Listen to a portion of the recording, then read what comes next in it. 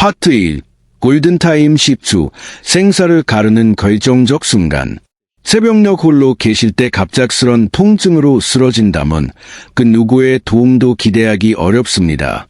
하지만 오늘 알려드리는 4가지 핵심 행동만 숙지하신다면 혼자서도 소중한 생명을 지킬 수 있습니다. 많은 분들이 심장이 멈추는 위급 상황에서 기침을 세게 하라거나 가슴을 두드리라는 잘못된 상식을 믿고 계십니다. 단호하게 말씀드리지만 이는 모두 의학적 근거가 없는 위험한 행동입니다. 의식을 잃기 전 우리에게 주어진 시간은 단 10초입니다. 이 짧은 시간 동안 어떤 선택을 하느냐가 생사를 결정짓습니다. 실제로 지난달 새벽 흉통을 느낀 70대 어르신께서 오늘 소개할 대처법을 정확히 실행하여 목숨을 구한 사례가 있습니다. 반면 2024년 질병관리청 통계에 따르면 급성 심정지 환자의 생존율은 9%에 불과하며 목격자가 없는 나 홀로 상황에서는 생존율이 5% 미만으로 급격히 떨어집니다. 100명 중 5명도 살아남기 힘들다는 뜻입니다. 심정지 후 4분이 지나면 뇌 손상이 시작되고 10분이 넘어가면 회복이 불가능합니다. 따라서 의식을 잃기 전 10초, 바로 이 순간의 대처가 무엇보다 중요합니다. 파트 2. 거짓 정보 구분과 진짜 위험 신호. 인터넷에 떠도는 기침 심폐소생술은 잊으십시오. 기침을 하느라 귀중한 10초를 허비하면 곧바로 의식을 잃게 되고 그 뒤엔 손을 쓸 수 없습니다. 대신 진짜 심장마비가 왔을 때 몸이 보내는 3가지 시그널을 기억해야 합니다. 서터 스타트, 익스플로어. 첫째, 식은땀입니다. 더운 날씨가 아닌데도 얼굴과 온몸이 젖을 정도로 비 오듯 땀이 쏟아집니다. 둘째, 방사통입니다. 통증이 가슴에만 머물지 않고 왼쪽 팔 안쪽, 턱, 목, 등 뒤로 뻗어나갑니다. 셋째, 극심한 압박감입니다.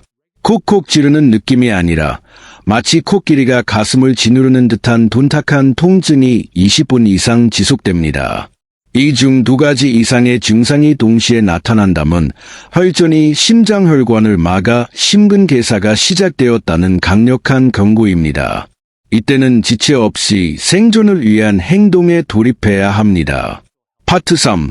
생존 행동 1단계 앤드 2단계, 구조 요청과 확보. 심장마비 발생 시 혼자서 할 수 있는 가장 중요한 첫 번째 행동은 벌프, 즉시 119 신고 벌프입니다. 기침이나 가슴 압박은 무시하고 바로 전화하십시오. 만약 통화가 어렵다면 스마트폰의 전원 버튼을 5회 연속 눌러 긴급 SOS 기능을 작동시키십시오.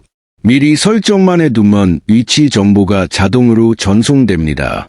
신고 후에는 수화기를 내려놓아 위치 추적을 돕는 것만으로도 충분합니다. 심정지 시 뇌로 가는 산소가 차단되어 수십 초 내에 실신할 수 있으므로 의식이 남아있을 때 구조 요청을 하는 것이 최우선입니다. 2번째 행동은 벌프, 현관문 개방 벌프입니다.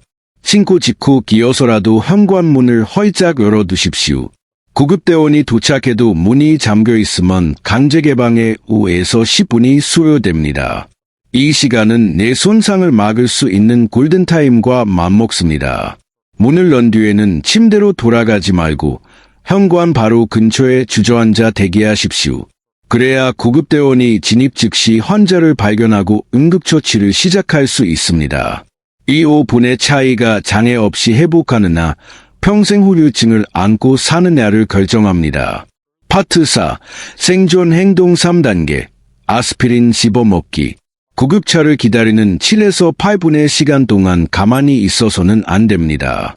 생존 확률을 비약적으로 높이는 3번째 행동, 바로 벌프, 아스피린 씹어먹기 벌프입니다.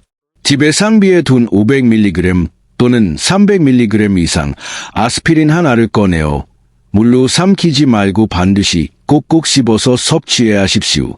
알약을 그냥 삼키면 위장에서 흡수되기까지 30분 이상 걸리지만 씹어서 먹으면 구강점막을 통해 5분 내로 혈관에 흡수되어 효과를 발휘합니다.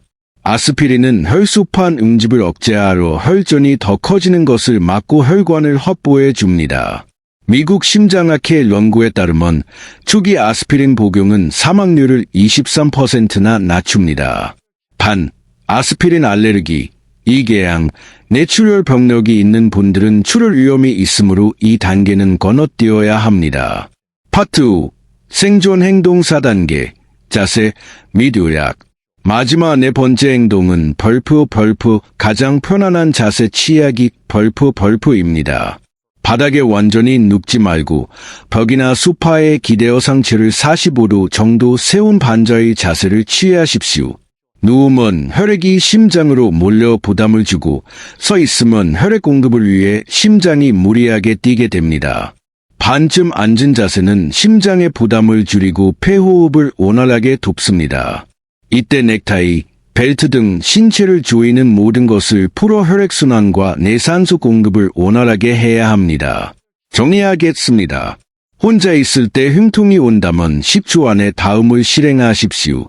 119 즉시 신고 또는 SOS 버튼, 현관문 열어두기, 현관 근처 대기, 아스피린 500mg 씹어 먹기, 벽에 기대 앉아 옷 느슨하게 하기. 이 네 가지 절차는 단순한 지식이 아니라 여러분의 생명보험입니다. 파트 6. 심장마비 vs 의사, 질환 구별법. 혹시 체한 것은 아닐까? 라는 생각에 시간을 지체하는 경우가 많습니다. 명확한 구별법을 알려드립니다. 역류성 식도염, 가슴이 타는 듯하며 신물이 올라옵니다. 물을 마시거나 제산제를 먹으면 호전되며 자세에 따라 통증이 변합니다. 늑간 신경통, 갈비뼈 사이를 누르면 악 소리가 날 정도로 아프고 숨을 깊게 쉴 때 통증이 심해집니다. 공황장애, 숨이 막히는 공포가 오지만 시간이 지나면 서서히 안정을 찾습니다. 반면 심장마비는 시간이 갈수록 통증이 악화됩니다. 식은땀, 방사통, 쥐어짜는 압박감이 20분 이상 지속되고 휴식을 취해도 나아지지 않는다면 이는 100% 심장 문제입니다. 주저 말고 119를 누르십시오. 파트 7. 필수 질문, Q&A과 사전 대비.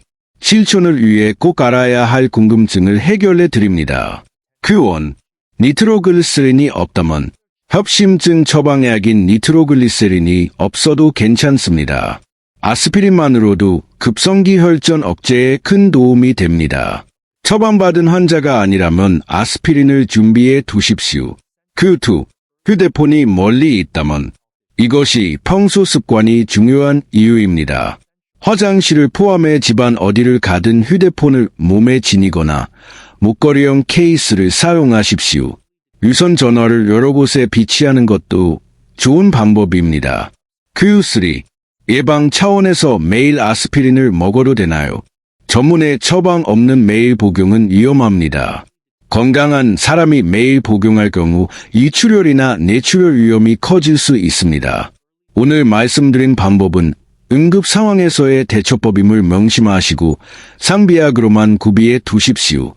파트 8. 평소 생활 수칙 및 마무리. 생존하신 70대 어르신처럼 평소의 작은 습관이 기적을 만듭니다. 오늘부터 이 5가지를 실천해 주십시오. 휴대폰을 항상 몸에 지닌다. 아스피린 500mg을 손 닿는 곳에 둔다. 기상 시 갑자기 일어나지 않고 천천히 움직인다. 처방받은 약, 고혈압, 당뇨 등은 거르지 않는다. 스마트폰 긴급 SOS 기능을 지금 당장 설정한다. 단어 보내 준비가 여러분과 가족의 미래를 바꿀 수 있습니다. 이 영상이 유익했다면 소중한 분들에게 공유해 주시고 댓글에 실천이라고 남겨 서로의 건강을 응원해 주십시오. 여러분의 건강하고 행복한 노후를 진심으로 기원합니다. 감사합니다.